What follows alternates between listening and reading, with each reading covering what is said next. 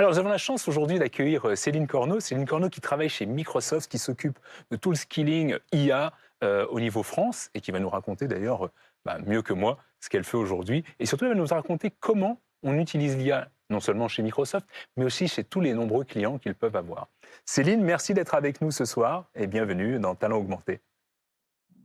Bonsoir Salim, bonsoir à toutes, bonsoir à tous. Je suis ravie d'être avec vous ce soir.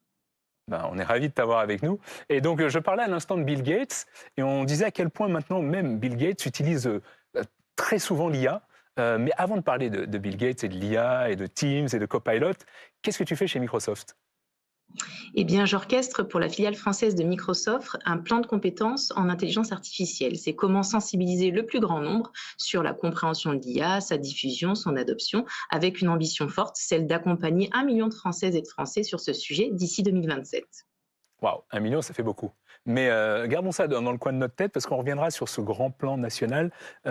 Juste pour revenir sur le sujet en transition, qui est le sujet du jour, c'est comment on améliore ces réunions. Est-ce qu'aujourd'hui, tu penses que l'IA peut faire en sorte qu'on ait des réunions augmentées et qui soient finalement plus utiles et efficaces que ce qu'on fait jusqu'à présent? Mais oui, je pense que la notion de réunion augmentée, ça traduit une réunion qui est plus efficace, une réunion qui est plus interactive, une réunion qui est plus productive, créative. Bref, c'est comment est-ce qu'on remet finalement l'humain au centre des réunions en s'appuyant sur les outils pour faciliter un certain nombre de tâches, mais aussi pour accroître la créativité au sein de l'équipe. Ouais, mais justement, tu parles souvent d'ailleurs de l'IA comme un nouveau collègue. Comment on arrive à faire cohabiter ce nouveau collègue IA avec ses anciens n'étant pas péjoratifs, collègues humains? Comment ça se passe concrètement dans les réunions, chez vous, chez Microsoft, chez tes clients? Bien, dans les réunions traditionnelles, on se dit qu'il y a un certain nombre de bonnes pratiques et finalement, on se rend compte qu'elles sont pas forcément toujours bien respectées. Par exemple, préparer un ordre du jour, par exemple, se mettre d'accord sur qui va faire le compte-rendu de la réunion ou suivre les actions. Mais finalement, en utilisant l'IA, ça se fait de manière automatique, donc on n'a plus à y penser, on est sûr d'avoir des réunions qui sont efficaces. Le point aussi qui est important, c'est comment finalement on arrive à interagir entre collègues et comment on s'appuie à la fois sur l'expertise des uns et des autres, mais aussi comment on utilise l'outil pour amplifier encore une fois notre créativité et pour s'assurer que tout au long de la réunion, eh bien, chacun ait sa place et qu'on puisse vraiment tirer le meilleur parti de notre expertise au profit de cette réunion. Donc ça, c'est pour ceux qui maîtrisent déjà l'art de la réunion avec et sans IA. Et pour les personnes, les managers qui voudraient justement passer ce cap et utiliser davantage l'IA, comment tu les accompagnes? Qu'est-ce que tu leur conseilles? Parce que quelque part, ça fait un peu peur de changer ses habitudes. Ah oui, je pense que ce qui est important, avant de rentrer effectivement tout de suite dans la pratique, c'est de mesurer, les enjeux autour, de cette, utilisation de l'IA pour les réunions. Par exemple, des enjeux éthiques.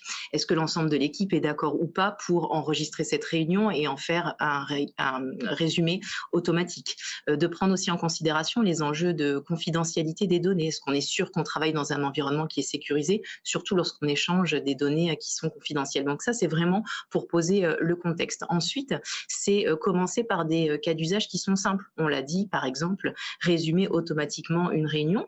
Dans un contexte international, ça peut être, par exemple, utiliser des sous-titrages automatiques pour permettre de comprendre peut-être les nuances de langage quand on utilise une langue qui n'est pas notre langue maternelle. Bref, commencer avec des cas d'usage qui sont vraiment simples et qui permettent en fait aux collaborateurs de tout de suite comprendre la valeur de l'outil et de voir le gain de temps, de voir eh bien, la place que ça peut laisser justement au débat, aux échanges. Et c'est vraiment en démontrant de manière simple et efficace la valeur de l'outil que ça va permettre en fait à ceux qui sont moins habitués à l'utiliser, eh bien d'en prendre tout l'intérêt et de pouvoir l'adopter et aussi de permettre un échange au sein de l'équipe entre ceux justement qui l'utilisent plus, ceux un peu moins, pour qu'on se partage ces cas d'usage, ces retours d'expérience et ensemble finalement pouvoir conduire cette transformation qui est à la fois individuelle mais collective face à cet outil qui révolutionne eh bien, tous nos usages. Alors j'aime bien le terme que tu as utilisé de simple et efficace, parce que tout à l'heure, justement, on fera une démo après simple et efficace pour montrer que finalement tout ça c'est simple. Mais c'est tellement simple, pourtant, il y a encore beaucoup de nos auditeurs sans doute qui n'utilisent pas. Tu parles souvent, toi, de déclassement. Tu dis que si on ne va pas vers l'IA, on risque d'avoir un déclassement professionnel. Qu'est-ce que tu veux dire par là? Ce que je veux dire, c'est que l'IA est partout. Elle transforme tous les métiers, tous les secteurs d'activité. C'est pour ça qu'il y a une sorte d'impératif individuel et collectif à se sensibiliser, à se former sur cette technologie finalement qui transforme nos usages les plus quotidiens. Chez Microsoft, on publie une étude qui s'appelle le Work Trend Index et qui fait état au niveau global, mais aussi sur le territoire français, de l'impact de l'IA au travail. Et si je peux vous citer quelques chiffres, par exemple, on a 58% des décideurs qui seraient moins enclins à recruter quelqu'un qui ne maîtrise pas les compétences en IA. On a près de 68% d'entre eux qui préfèrent recruter une personne qui est moins expérimentée mais qui maîtrise les outils d'IA plutôt que l'inverse. Et donc ça pose cette réalité qui est que c'est une compétence croissante, que c'est d'ailleurs l'une des compétences qui est le plus demandée aujourd'hui et qu'il est donc encore une fois impératif de se former. Oui, alors pour tout le monde, je recommande effectivement de lire cette étude. Je l'ai lu, il y a plein d'enseignements hyper importants pour comprendre comment on devient un professionnel augmenté. Mais encore une fois, et pardon d'insister là-dessus, Céline, comment on arrive à former ces professionnels? Comment on arrive à passer le cap de ceux qui ont peur, de ceux qui se disent bah, j'ai pas un background tech, l'IA ça me fait peur, de ceux qui n'ont tout simplement pas le temps parce qu'ils ont l'habitude d'être dans leur travail, business as usual comme on dit. C'est quoi votre approche chez Microsoft pour justement les accompagner, les emmener à travailler de façon plus moderne? Ce qui est important, c'est de reconnaître d'abord, quand on a des questionnements, c'est pas fait pour moi, ou c'est trop très technique, ou ça prend trop de temps. C'est des réactions qui sont finalement tout à fait naturelles face au changement, à la nouveauté. Donc, il faut déjà pouvoir accueillir ces questionnements. Et ensuite, comme toute nouvelle discipline ou nouvel outil qu'on veut utiliser, je pense qu'il est important de bien connaître la manière dont on apprend. Et on apprend tous de manière très différente.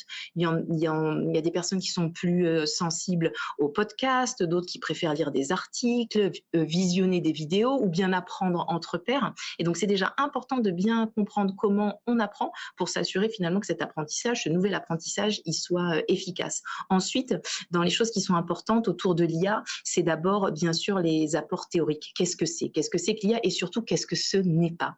Et une fois qu'on a passé cette question de la définition, ça permet aussi de démystifier un certain nombre de choses. Ensuite, parce que c'est un outil, c'est extrêmement important de pouvoir pratiquer, tester la fameuse apprentissage par la pratique, qui est aussi extrêmement intéressant pour du coup appréhender soi-même sa propre expérience vis-à-vis de l'outil et puis apprendre, bien sûr, en faisant des erreurs, en recommençant, en itérant. Et c'est tout l'intérêt de manipuler ces outils. Et ensuite, je le disais tout à l'heure, c'est vraiment le partage de pratiques, de pouvoir collectivement dans l'équipe partager les usages pour embarquer finalement le plus grand nombre autour de ces nouveaux usages et de l'adoption de ces technologies. Oui, clairement. Et je sais que toi, tu es très, très ben, sur cette formation. On dit souvent que c'est une posture mentale, finalement, de passer le cap, de passer à l'IA, au-delà d'une posture technologique. Pour toi, c'est quoi la bonne posture à avoir en tant que professionnel pour apprendre ces nouveaux usages, qui ne sont pas si compliqués que ça, finalement? Tout à fait. Je pense que la première posture, c'est la curiosité face à quelque discipline nouvelle qu'elle soit. Il faut avoir la curiosité, l'envie de tester, de regarder, de pouvoir expérimenter. La seconde posture qui est importante, c'est la résilience, la patience, le travail, parce que bien sûr, comme tout, vous savez, dans la courbe d'apprentissage, on l'a vu avec les IA génératives, on a fait tous waouh, c'est incroyable. Puis on s'est rendu compte finalement que les réponses n'étaient pas forcément pertinentes, voire qu'il y avait des hallucinations. Et puis finalement, si on ne passe pas le cap d'après à se former pour bien comprendre ce que c'est, ou finalement se rendre compte que si on maîtrisait mieux l'art de prompter, c'est-à-dire la manière dont on interagit avec la machine, on aurait peut-être des résultats qui sont un petit peu meilleurs. Si on comprend finalement que c'est un modèle probabiliste, eh bien on se rend compte que oui, ça peut se tromper, ce n'est pas une vérité absolue. Donc vraiment pouvoir, encore une fois, être face à une sensibilisation, une formation accrue, ça permet vraiment de tirer tout le potentiel de la technologie et donc ça nécessite un investissement pour s'y plonger. Et puis peut-être la dernière posture, c'est l'esprit critique, c'est de pouvoir prendre de la distance par rapport à l'outil, de pouvoir vérifier ses sources, de pouvoir à partir d'un résultat qui est donné, y apporter sa propre patte, venir corriger, amender, amplifier. Donc voilà, c'est vraiment ces trois, je pense, postures qui sont importantes quand on souhaite se plonger dans ce nouvel univers technologique. Et tu parles d'esprit critique, et c'est d'ailleurs un des épisodes qui était déjà passé sur Talent Augmenté.